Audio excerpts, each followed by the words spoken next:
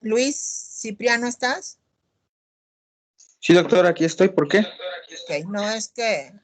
Entonces es María Eugenia Celis.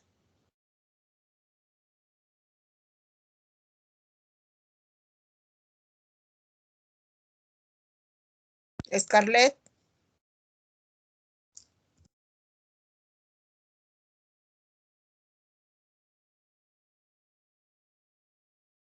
José Jaime. Doctora. Sí. Mi Levanta compañera. la mano, por favor. Sí, mi compañera Scarlett, no va a poder conectarse ahorita estos días. Lo que pasa es que falleció su papá y no, bueno, ha Me estado mande un poco mensaje, por favor. Ok. Me tienen que mandar mensaje personalmente cada quien para justificación.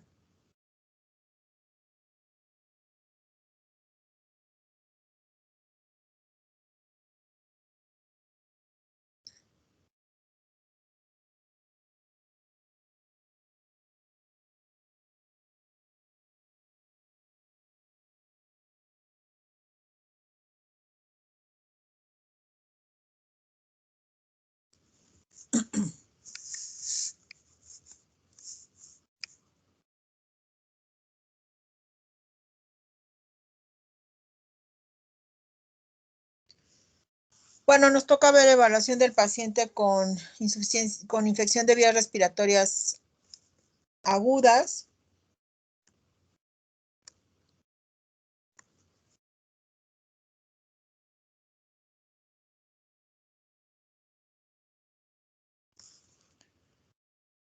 ¿Sí ya ven mi pantalla? Sí, doctora. Sí, se ve. Gracias. Gracias. Bueno, dentro de la epidemiología está desde el 2010 que el virus incisional respiratorio ha causado hasta el 62% de los casos, seguido de la influenza AH1N1, un 18%.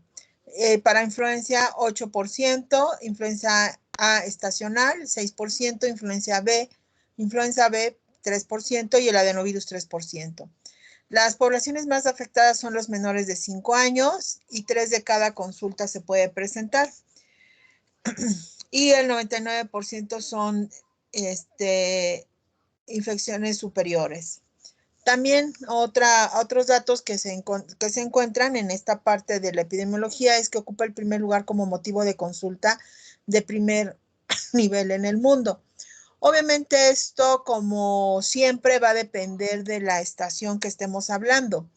Si bien durante la etapa de primavera y verano es un poquito más frecuente las gastrointestinales, sobre todo más en verano, pero sigue predominando obviamente en otoño, invierno y parte de primavera, pues obviamente esta parte. Por eso dice que es la primera en consultarse esta infección de vías respiratorias superiores. Hay 13 episodios por cada 100 consultas médicas, ¿verdad? Entonces, de las 100 consultas que se pueden ver, pues son 13 pacientes que han tenido una infección.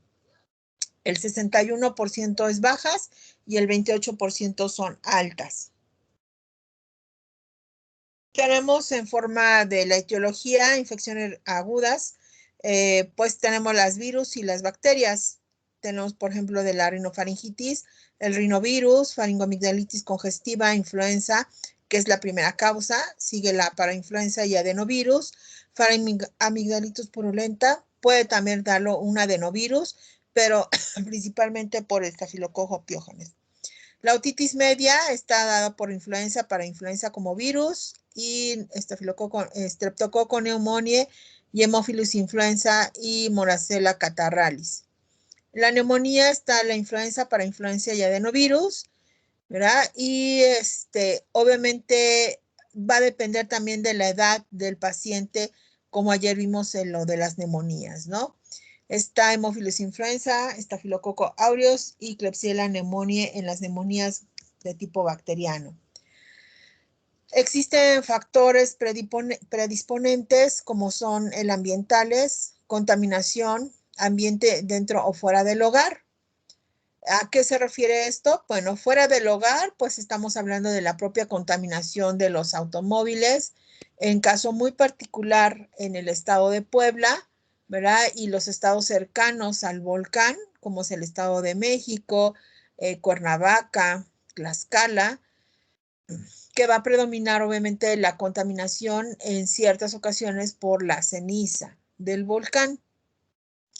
Dentro de la casa, pues está, por ejemplo, el tabaquismo, ¿verdad? Pasivo en los niños, el hecho que en algunas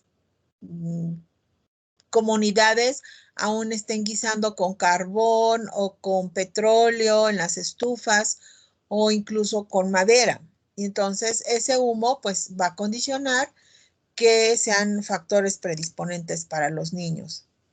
El tabaquismo pasivo como tal, ¿verdad? Y en los adolescentes, pues incluso podríamos decir que si ya están fumando, pues obviamente tenemos este tabaquismo pues ya no tan pasivo, ¿no? Pero bueno, la mayoría de los niños, y como estamos hablando que es mucho más común en los menores de 5 años, pues tenemos el tabaquismo pasivo. Deficiencia en la ventilación de la vivienda, un solo cuarto, que no haya ventanas, ¿verdad? Los cambios bruscos de temperatura, como ayer comentábamos en el aspecto de la neumonía como una complicación secundaria a esto.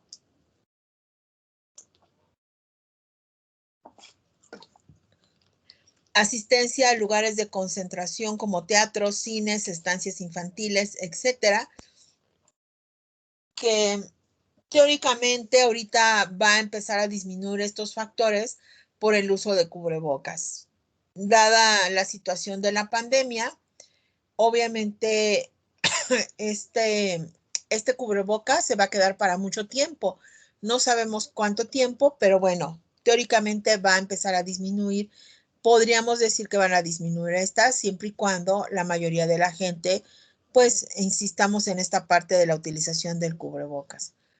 Contacto con personas enfermas, ¿verdad? El problema es de que los abuelitos o los tíos o haya las visitas a la casa porque, ay, acaba de nacer el bebé, el recién nacido, y llevan algún cuadro de vías respiratorias y cargan al recién nacido, saludan a los otros nietos o a los sobrinitos, ¿verdad? Y en esa visita, o al contrario, ¿verdad? La gente va a visitar a los abuelos, a los tíos, con alguna gripa, pues obviamente esto va a hacerse un ciclo, ¿no? Se contaminan los adultos, vuelven a contaminarse otros chicos de menor edad.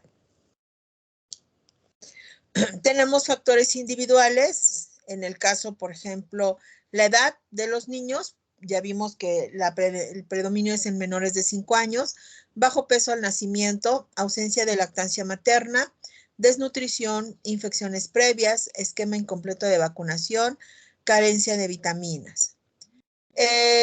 Aquí nos ponen unos ejemplos, el destete precoz de la lactancia materna, ¿verdad? En 19 pacientes que se observaron, 7.5% presentó mucho más frecuencia la infección de vías respiratorias. Los niños con antecedentes de atopia, ¿verdad? 8.3, desnutrición 3.2, anemias 9.5, es una elevación, está un poco elevado, pero son más niños. Anemia, enfermedades crónicas, el paciente con leucemia, el paciente con, si se fijan, es un poco, está poco la cantidad, porque obviamente los niños con inmunocomprometidos están un poco más cuidados, ¿verdad? En este aspecto. Expulsión al humo pasivo, ¿verdad? De 191 casos que se encontraron, esto nos da el 75%, niveles socioeconómicos familiares bajos, 60.8, y el hacinamiento. Tenemos los sociales, como tal el hacinamiento, pisos de tierra en la vivienda, madre con escasa escolaridad, ¿verdad? En este caso, el gran número que viven en las comunidades en un solo cuarto, no bien ventilado, o son 2 cuartos, pero son 2 o 3 familias las que viven, ¿no? Puede estar ahí los abuelos, un hijo y un esposo, el hijo y la esposa, y cada uno tiene 3 o 4 niños y obviamente esto va condicionando, ¿no? Y pues se ha asociado también la baja escolaridad porque pues a veces no entienden las indicaciones médicas que se le dan, no saben leer las recetas o consideran que es mucho más fácil los remedios caseros que llevarlo con un médico, ¿verdad? Entonces vamos ahora a ver qué podemos hacer o qué se va a hacer como primera instancia en la atención en el hogar. Esto es, por ejemplo, hay que mantener la alimentación habitual, no quitarles nada ni ningún tipo de alimento si es que lo están consumiendo, si solamente es lactancia materna, pues obviamente la lactancia materna. Aumentar la ingesta de líquidos, mantener permeables las fosas nasales y evitar enfriamientos, ¿no? Si ya acudió algún familiar con un cuadro de vías respiratorias y como forma preventiva, pues nosotros podríamos hacer esto como inicio a la atención del hogar. O a lo mejor yo lo quiero llevar al hospital a mi niño, o a la consulta, pero me queda como 1 hora o 2 horas de camino de donde yo vivo hasta donde tengo que ir. Entonces, en alguna plática que vaya la mamá para esquema de vacunación o para alguna revisión, habría que darle este tipo de instrucciones a la mamá de lo que tiene que hacer en la casa en lo que va a un hospital cuando empiece con un cuadro de vías respiratorias agudas.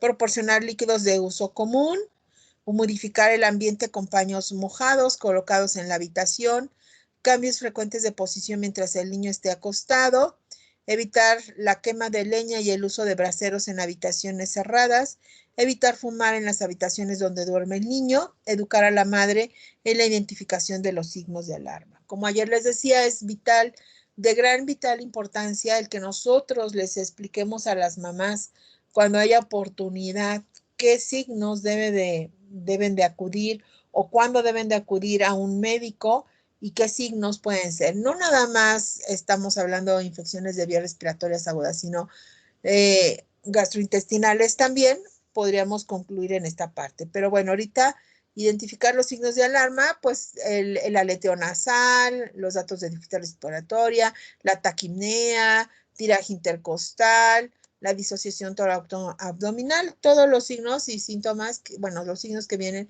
en el Silverman-Anderson. ¿Cuál es la información básica y que le debemos recalcar a nuestra mamá, verdad?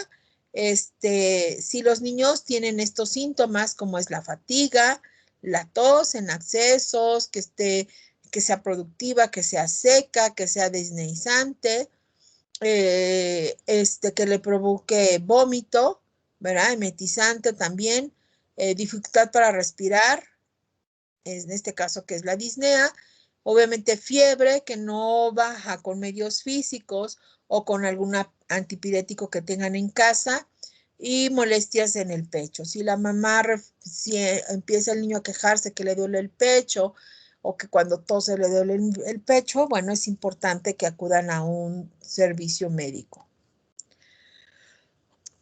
¿Qué errores podríamos tener frecuentes?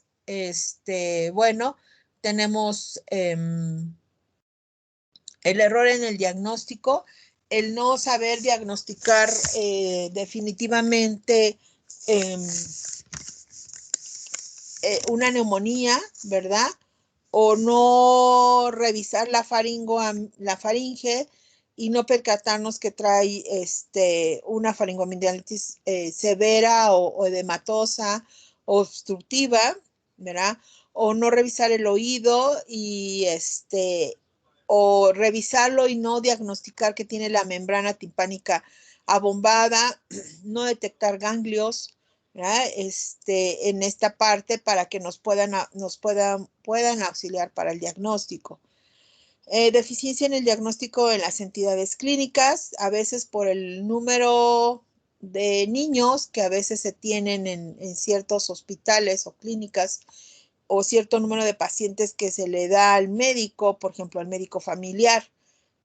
¿Verdad? En el caso, por ejemplo, particular del IMSS, en el cual la primera línea es el médico familiar y luego el médico familiar ya lo pasa con el pediatra. No es que tú llegues y quieres una consulta con el pediatra y te la den, no, tiene que ir, obviamente, primero el médico familiar lo tiene que valorar y ya, obviamente, pasarlo con el pediatra. Entonces, en la Secretaría de Salud igual, primero la valoración en los primeros filtros, si realmente requiere una atención con el pediatra o con un especialista, y es cuando a veces no se percata ahí, ¿no? Por ese número de pacientes o volumen de pacientes, pues a veces los médicos no los revisan, ¿verdad? Y entonces no se da un diagnóstico adecuado. Falla médica para identificar los signos tempranos, sobre todo de las neumonías, que digamos que es la que nos puede poner mucho más en peligro la vida de nuestros niños menores de 5 años. No identificar o considerar los factores de mal pronóstico, que en un momento los vamos a ver. Otros errores que están es en el tratamiento, indicaciones de antimicrobianos injustificados o inadecuados, ¿no? Volvemos a insistir, hay médicos que porque la faringe está hiperémica o porque el niño tuvo fiebre, a veces sin revisarlo, ya le pusieron la ampicilina, la amoxicilina con clavulanato, la ceftriaxona, alguna cefalosporina de primera o segunda generación, y algunos se atreven hasta dar una tercera generación, ¿verdad? Acitromicina, trimetoprim, amicacina, ¿no? Los médicos, desafortunadamente, y no porque quiera yo hablar mal de ellos, pero los médicos que trabajan en las farmacias similares, las farmacias del ahorro, es increíble el número de antibióticos que recetan para un cuadro de viernes, para una gripa, así, fácil y sencillo, o para una faringoamigdalitis, ¿no? Y son la amicacina, así, yo he visto recetas con penicilina, amicacina y una cefalosporina, ¿verdad? Entonces, por una gripa, ¿no? Y entonces uno le pregunta, ¿con cuántos días llevó al niño para cuando le dio esta receta? No, pues tenía 2 días. ¿Y qué síntomas tenía en esos 2 días? Ah, pues la mamá me dice, pues nada más un poquito de estornudo, tenía así 38 de temperatura y y tos. Estaba empezando tos, ¿no? Y rinorrea verdosa, ¿no? Entonces, por esos síntomas, obviamente el médico familiar, el médico general de este tipo de farmacias, le recetan esos, ¿verdad? Yo he visto las recetas y casi quiero ahí morirme de cómo se las dan. Hay mamás que ya me conocen, que ya saben cuando van a consulta Cáritas, y obviamente ya no, ya saben, ¿verdad? Que nada de antibiótico, así. Si yo en Cáritas, digamos, en promedio consulto 6 niños por 3 días, son 18 niños por semana. Entonces, estamos hablando más o menos como, ¿qué les digo? Como 80 niños más o menos, porque a veces son 6, a veces son 7 u 8 niños, dependiendo del día. Entonces, en promedio son como 80 niños que yo veo, digamos, en el mes. De esos 80 niños, yo creo que hay meses que ni un solo antibiótico doy. Rarísima vez yo doy un antibiótico, porque en primer lugar los reviso, hago la semiología muy bien de los síntomas, aunque la mamá insista que quiere el antibiótico, muchas veces me dicen, no me va a dar antibiótico, y les explico cuáles son los gérmenes más frecuentes, ¿verdad? Que son los virus más frecuentes, y obviamente muy rara vez. Yo creo que si 1 o 2 veces durante el año yo doy antibiótico, y eso a lo mejor por alguna infección de vías urinarias o por algún otro padecimiento. Falta de educación a la madre sobre las medidas generales, ¿verdad? El que nosotros no les expliquemos, en el que ellas insistan que el antibiótico es lo mejor para el niño, y que nosotros como médicos le hagamos caso.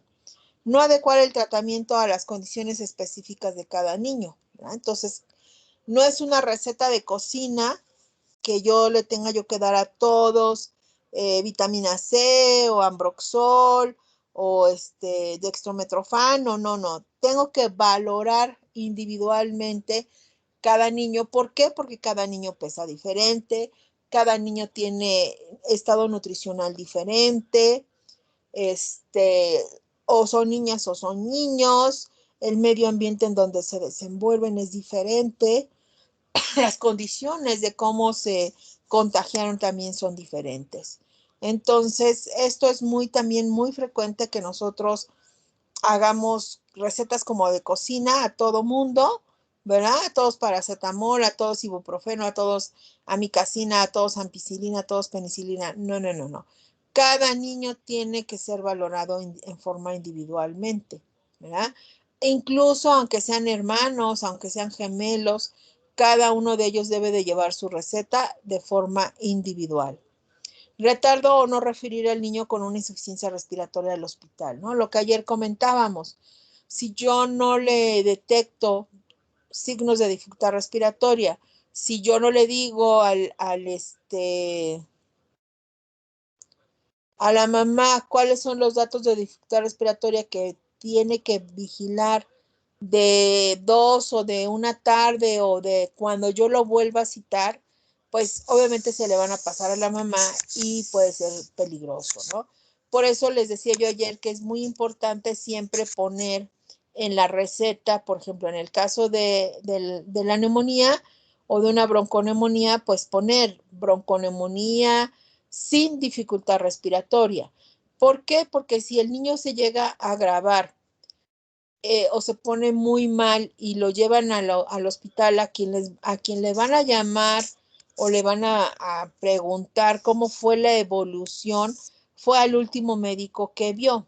Y si yo fui el último médico que vi y no detecté los datos de dificultad respiratoria y no le puse en la parte posterior los datos de alarma que la mamá tenía que vigilar, obviamente yo puedo tener complicaciones o problemas. Entonces, muy importante siempre que ustedes pongan en el caso de infecciones de vías respiratorias sin dificultad o con dificultad respiratoria, con broncoespasmo, con sibilancia, ¿verdad? En el caso de asma. Y aunque no es dentro del tema, pero por ejemplo el paciente con diarrea, poner con hidratación o sin deshidratación. Los componentes de atención, bueno, identificar y clasificar oportunamente a los enfermos con infecciones respiratorias agudas para realizar un tratamiento ambulatorio o hospitalario, ¿verdad? Entonces, yo debo determinar, o sea, qué tan mal está mi paciente o cuál sería la indicación para que yo lo trasladara a un hospital o lo puedo tratar ambulatoriamente, como ayer veíamos en lo de neumonías. Implementar el sistema de vigilancia y las investigaciones pertinentes para detectar los cambios en el comportamiento de la morbimortalidad, así como el estudio etiológico en sitios centinelas, ¿no? Entonces, esto es lo que a veces nos da mucha flojera o a veces hacer el reporte. No sé si siga ahorita como tal, pero por ejemplo, en el servicio social te dan una hojita en donde vienen ahí, ¿no? O sea, como tú ves consulta de todo, ves consulta para niños y adultos, ancianitos, y te ponen ahí, ¿verdad? El nombre del paciente, la edad, el sexo, peso, talla, y luego viene hipertensión arterial, diabetes mellitus, faringoamigdalitis, otitis, así. Te viene una relación de padecimientos que obviamente tú debes ir marcando dependiendo de lo que tenga tu paciente. Y esos concentrados, al final, tú tienes que decir, bueno, durante el mes de enero vi 250 consultas, de los cuales, digamos, 50% era adultos y el otro 50% eran niños. De ese 50%, la edad promedio del adulto fue, por ejemplo, 45 años y tuvieron estas enfermedades, tanto porcentaje y todo eso. y lo tienes que mandar, pues obviamente a la jurisdicción. Bueno, antes se hacía así, no sé si actualmente en el servicio social se sigue haciendo, pero teóricamente sí, porque de ahí van sacando la estadística de lo que es, ¿no? Por ejemplo, en Cáritas, la enfermera hace la estadística, ¿no? Entonces tú pones el diagnóstico, pones otitis, desnutrición, niño sano, y entonces ella hace el concentrado, en el caso, por ejemplo, del doctor Calva que está consultando y yo que soy la otra pediatra, pues nos dicen, ustedes en el mes vieron, no sé, 150 pacientes o 100 pacientes, de los cuales, digamos, 70 fueron niños sanos y los otros 30 tuvieron, por ejemplo, síndrome diarreico, otitis, resfriado común, y así van sacando la estadística, pues para ir sabiendo cómo se va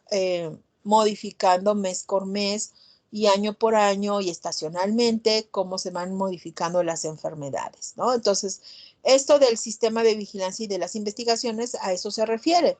Entonces, es obligación de nosotros como médicos llevar a cabo todo. Aún así, aunque tengas tu consultorio, debes de tener una estadística de en promedio qué edades ves en promedio, qué patologías son las más frecuentes que tú tienes. ¿Por qué? Porque a lo mejor quisieras hacer algún reporte, algún estudio, o te pueden ir a preguntar, a ver, doctor, ¿usted cuántos pacientes ve durante el mes? ¿No? Y de esos dígame sus diagnósticos más frecuentes. Educar a la población en el manejo y la prevención, ¿verdad? Entonces, volvamos a insistir en la parte de lo que es mejor para nuestros niños, ¿verdad? Pues insistir en la lactancia materna hasta los 6 meses como única, darle cierto tipo de alimentos que contengan todas las polivitaminas que requiere un paciente, comentarles si va a entrar a guardería, qué vacunas debe de tener, su esquema de vacunación completo. En eso va lo de la prevención. Capacitar sistemáticamente al personal técnico profesional de la salud sobre las infecciones, ¿no? Es muy importante que a veces damos por hecho que a lo mejor el radiólogo o el que hace los ultrasonidos o el camillero, ¿verdad? No, a veces no tiene una capacitación sobre esto y no sabe cómo manejarlo, ¿no? Y entonces tampoco se protege ni tampoco cuida al paciente y lo lleva a donde tenga que llevarlo. Por ejemplo, los camilleros a lo mejor traen ellos un cuadro de vía respiratoria y no andan con un cubrebocas, ¿no? Entonces ya sí andan en el hospital llevando pacientes de un lado para otro y obviamente esto va a condicionar que la gente se siga enfermando. Y bueno, iniciar la vacuna contra la hemófilis influenza cuando sea oportuno, de acuerdo a la cartilla de vacunación. Capacitación de la madre, no aplicar supositorios de acetaminofén a menores de 1 año, ¿verdad? Insistirles. ¿Por qué? Porque a veces no los dosifican. Y también no es conveniente que de acuerdo a la dosificación que viene en las gotitas, ¿verdad? Tampoco hacerle mucho caso, porque a veces dicen de 6 meses a 10 meses o a 1 año, tantas gotitas, ¿no? A lo mejor le ponen ahí, digamos, 12 gotas. Sí, pero 12 gotas viene siendo para un paciente que pesa 6 kilos. Pero ¿qué tal que pese 12 kilos? Entonces 12 gotas no le va a hacer nada y por eso es que no se le quita la fiebre. Entonces la mamá le vuelve a dar y le vuelve a dar porque no se le quita la fiebre, porque no está dosificando adecuadamente esto. Informar que la tos es un mecanismo de defensa que se debe favorecer incrementando la ingesta de líquidos para fluidificar las secreciones. ¿Cómo identificar los signos tempranos de neumonía? Como es el aumento de la frecuencia respiratoria, respiración con dificultad, dificultad para beber, que el niño se vea grave. Si tienen preguntas, pueden ir levantando la mano, por favor. Atención en la consulta externa, realizar una correcta historia clínica, preguntar a la madre acerca de los problemas de su niño, si no tiene algún otro problema, ¿no? Porque a veces no nos dice que es hipotiroideo, que es diabético, incluso, por ejemplo, el paciente con insuficiencia renal, pues es hipertenso, o que tiene algún problema de alguna cardiopatía, o que tiene leucemia, pero que ya está en remisión o que está en tratamiento y que alguna cuestión de esa siempre hay que preguntarles a las mamás porque va a depender también de eso, el tipo de medicamento que le vayamos a dar o insistir en los factores de riesgo y insistir los factores que pueden agravar al paciente. Verificar signos de peligro general, preguntar el tiempo de evolución, ¿verdad? Esto es muy importante. Insistirle a las mamás porque luego dice, pues apenas empezó, o sea, que nos diga ese apenas, bueno, tú entiendes que fue en la mañana, ¿no? Que fue hace una hora que vino de la consulta, pues apenas empezó. Pero no, su apenas a veces es de una semana para ellos, ¿no? Entonces, o por ejemplo de 48 horas, ¿no? Es que apenas empezó con vómito, ¿no?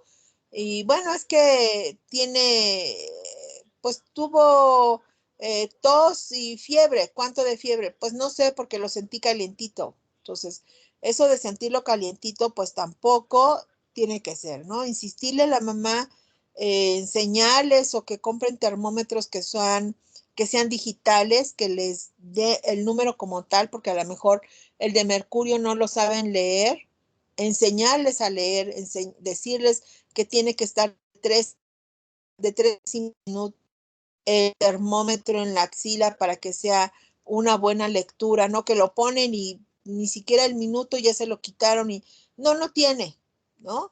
Y entonces ya no sabemos si realmente tuvo o no. Y eso de que nos digan la mamá, es que lo sentí calientito de la frente y del estómago, yo digo que tiene fiebre, ¿no? Que tiene calentura, porque así nos dicen. No hay que insistir en la parte esta. A lo mejor igual está muy tapado, a lo mejor tiene, ¿cómo se llama? El pantaloncito, otro zarape, calcetas, guantes, ¿verdad? Gorro y obviamente pues va caliente ese bebé. En cuanto a la atención básica, pues tomar la frecuencia respiratoria, ya que estamos hablando de problemas respiratorios y yo estoy sospechando de una bronconeumonía, de una neumonía, tengo que tomar la frecuencia respiratoria para saber si es una taquipnea o no es una taquipnea. Y debemos recordar los valores de la frecuencia respiratoria de acuerdo a cada una de las etapas. Tenemos que ver sus percentilas, ¿no? Entonces, si un niño, por ejemplo, respira 45 o 55 por minuto, pero estoy hablando que tiene un mes de nacido, lo voy a considerar como dentro de los valores normales. Pero si ese mismo valor de 55 es un bebé de 6 meses, ya está muy elevado, ¿verdad? O si estoy hablando de un escolar, pues 55 de respiratoria es una taquipnea para ese pequeño. Entonces, sí es importante que sepamos las percentilas de los signos vitales de cada una de las etapas pediátricas. Para eso están y existen las percentilas de estas mismas.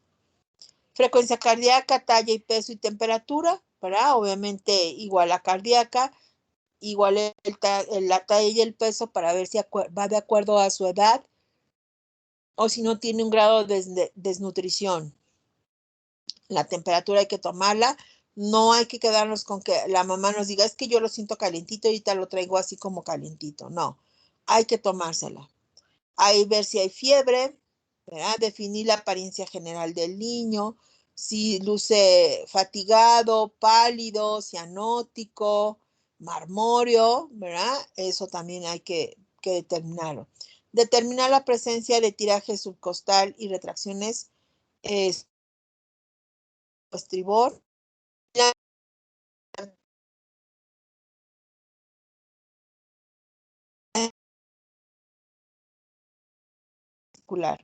Linfadenopatías dolorosas en el cuello, exudado blanco, dolor en el oído o mastoides a la palpación.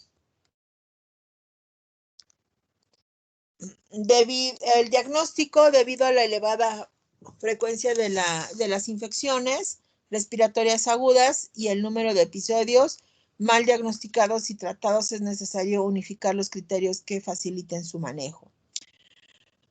Obviamente tenemos que hacer la clasificación, ¿verdad? Signos y síntomas, una neumonía, tos, rinorrea, exudado purulento, en faringe, fiebre, otalgia, otorrea, disfonía y odinofagia.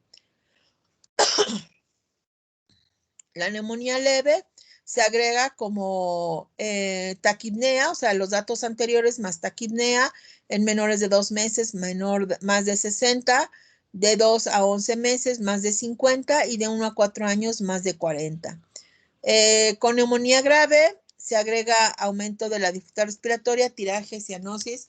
En los menores de 2 meses hay una hipotermia.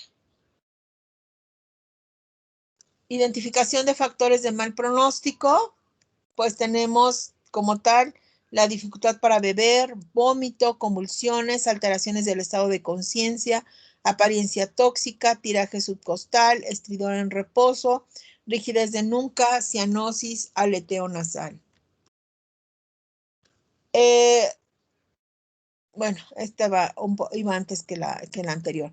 La clasificación tenemos infecciones respiratorias agudas alta, que son las no complicadas y las complicadas. Dentro de las no complicadas tenemos la rinofaringitis aguda, faringomigdalitis con úlceras. Complicadas tenemos adenitis, otitis media, abscesos periamigdalinos y sinusitis. Dentro de las bajas, las no complicadas, podemos tener neumonías, bronquiolitis, bronquitis, traqueobronquitis y laringitis. Pero ya complicadas, estas mismas, pero con atelectasia, con empiema, con absceso pulmonar, pericarditis, neumotórax, edema de pulmón. También tenemos esta evaluación clínica de acuerdo a la clasificación, de acuerdo a si es virus o es bacteria, ¿verdad? Entonces, igual, aquí tenemos la rinofaringitis, rinovirus, faringomigdalitis, influenza, congestiva para influenza y adenovirus. Se las voy a repetir porque, obviamente, cuando vayamos viendo una cada de los diagnósticos, ¿verdad? Pues van a venir la tablita. Bueno, esta es la misma tablita de la anterior. Se repitió.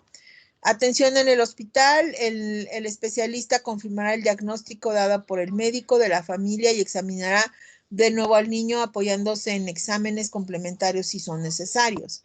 Decidirá su posible ingreso a cuidados intensivos, intermedios a la de neumología o si se va a ir a su casa. Se realizará el tratamiento decidiendo el uso correcto de antibióticos, oxígeno, hidratación o cualquier otra medida indicada. Obviamente, dentro del tratamiento en forma general, incrementar la ingesta de líquidos, mantener la alimentación habitual, no suspender la lactancia a seno materno, control del dolor y malestar general, control de la temperatura con medios físicos, administración de antibióticos de acuerdo a la etiología de la enfermedad. Los medicamentos que se utilizan en el tratamiento ambulatorio de la infección de vías respiratorias agudas son, pues puede ser acetaminofén, ampicilina, trimestoprim con sulfametocrazol, amoxicilina, penicilina. Si se fijan, no estamos hablando de ningún tipo de cefalosporina, porque estamos hablando de ambulatorio. Aquí está otro cuadrito en la que nos dice la dosificación y alguna presentación. Por ejemplo, el acetaminofén que viene en frasco de solución de 100 mililitros y que equivale, 100 miligramos equivale a 1 mililitro. El jarabe, 160 miligramos en 5 mililitros. Esto es muy importante que nosotros sepamos cuál es la que le voy a mandar, si le voy a mandar en solución o le voy a mandar en jarabe, ¿verdad? Entonces, recién nacidos, 30 miligramos al kilogramo día, no dosis, día, dividido de 4 a 6 horas sin pasar de 5 dosis al día. En niños mayores de 1 mes, de 40 a 60 miligramos por kilogramo al día, dividido de 4 a 6, es decir, 10 miligramos por kilogramo dosis. O también podríamos llegar hasta 15 miligramos kilogramo dosis, ¿verdad? Pero que no pasemos de 60 miligramos al día. En caso de fiebre o de dolor, pues es oral, ¿verdad? Porque estamos hablando de ambulatorio. Contraindicaciones el paciente con deficiencia hipersensibilidad ocasional, hepatotoxicidad y sobredosis. La ampicilina vienen en suspensiones de 125 y 250. Su dosis es de 100 miligramos kilogramo al día para 7 días, no 3, no 4, 7 días como mínimo. Cada 12 horas puede ser. O incluso cada 8 horas. Varía desde la dermatitis hasta el choque anafiláctico como complicaciones adversas. La penicilina benzatínica viene en ampulas de 3 mililitros, frasco ámpula con penicilina benzatínica de 600,000 unidades, la potásica de 300 unidades y la procaínica de 300 unidades. En menores de 6 años a 25 o 25 kilogramos, un frasco ámpula como dosis única, intramuscular, y obviamente pues puede variar desde una dermatitis hasta el choque. El trimetopin viene en suspensión de 40 miligramos a base del trimetopin y 200 miligramos a base del sulfametoxazol, que es 5 mililitros. Son 8 miligramos de trimetopin por kilogramo día, dividido en cada 12 horas por 7 días. Puede haber una erupción cutánea, varía desde grave hasta un Steven Johnson. Y la amoxicilina, presentaciones de 125 a 250, 40 miligramos por kilogramo al día por 7 días. Bueno, no sé si tengan algún comentario o pregunta.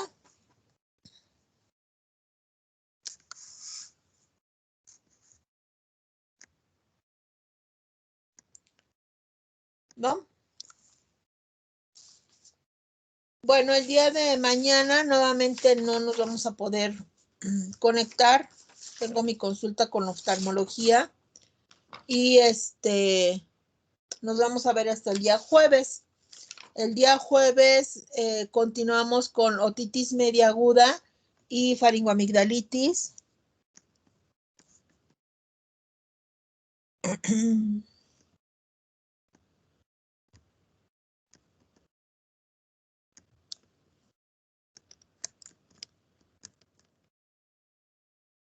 ¿Qué te toca a ti, Edith Cruz? Sí, doctora. Ok, entonces nos veríamos el día jueves, por favor. Gracias por su asistencia. Nos estamos viendo. Muchas gracias, doctora. Dime, Paola. El día jueves, entonces veremos 2 exposiciones, faringoamigdalitis y otitis. El otitis media, a Edith le toca otitis media aguda y crónica. Y de todos modos, prepara faringoamigdalitis si es que nos diera tiempo. Ah, bueno, está bien. Ok, sí, Paola. Gracias. Sí, hasta luego.